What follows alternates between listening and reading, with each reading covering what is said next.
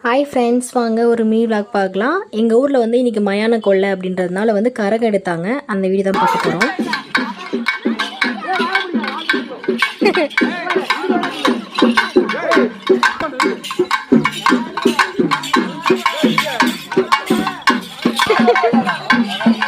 கரகம் ஜோடிக்கிறதுக்காக வந்து தாய் வீட்டிலேருந்து சீர் எடுத்துகிட்டு வருவாங்கள்ல, அதனால் வந்து அந்த பூவை எடுத்துகிட்டு அதுக்கப்புறம் கரகத்தை வந்து எடுத்து வச்சுட்டு அதுக்கப்புறம் வந்து எல்லோரும் அங்கே பெரியவங்கெல்லாம் இருப்பாங்க.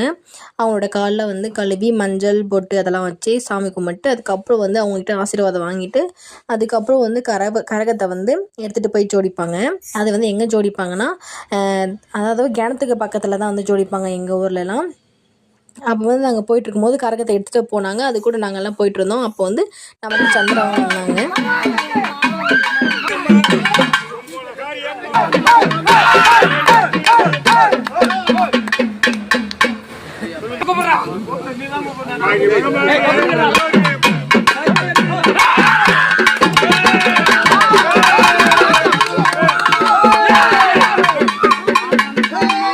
அப்புறமா எல்லாருக்கும் சாமியெல்லாம் வந்து லாஸ்ட்டாக வந்து கரகத்தை வந்து கரகத்தை எடுத்துட்டாங்க. எடுத்துட்டு அப்புறம் அதுக்கப்புறம் வந்து தீச்சட்டி எடுப்பாங்க.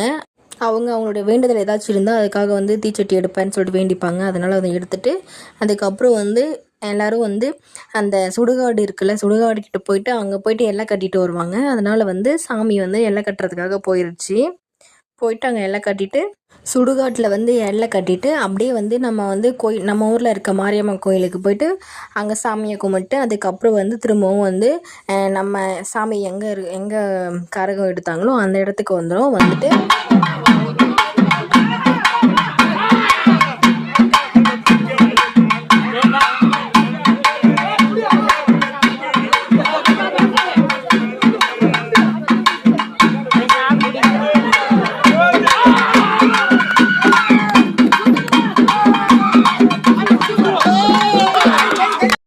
அதுக்கப்புறம் வந்து சாமியோட கோயிலை வந்து ஒரு சுற்றிட்டு வரணும். அதனால் வந்து ஃபுல்லாக வந்து எல்லோரும் தீச்சட்டி எடுத்தவங்கெல்லாம் சுற்றிட்டு அதுக்கப்புறம் வந்து சாமி வந்து உள்ளே வந்து போயிடும். சாமியை வந்து உள்ளே வச்சுடுவாங்க. உள்ளே வைக்கிறதுக்கு முன்னாடி வந்து கரகத்தை வந்து இறக்கிட்டு தாலாட்டு பாடி வந்து கரகத்தை வந்து உள்ளே எடுத்துன்னு போய் வைப்பாங்க. அப்படி தான் வைக்கணும். அதுக்கப்புறம் வந்து ஆடு இருந்துச்சு. ஆடு வந்து தலையை ஆட்டினோடனே ஆடோட தலையை வந்து வெட்டிட்டாங்க.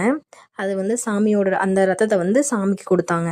அதுக்கப்புறம் சாமி வந்து அங்கே இருக்க சாப்பாடு படையல் போட்டிருப்பாங்க. அதெல்லாம் வந்து வாரி இறைச்சிட்டு அதுக்கப்புறம் வந்து சாமி வந்து சாப்பிட தொடங்கிடும். அப்புறம் எல்லாருக்கும்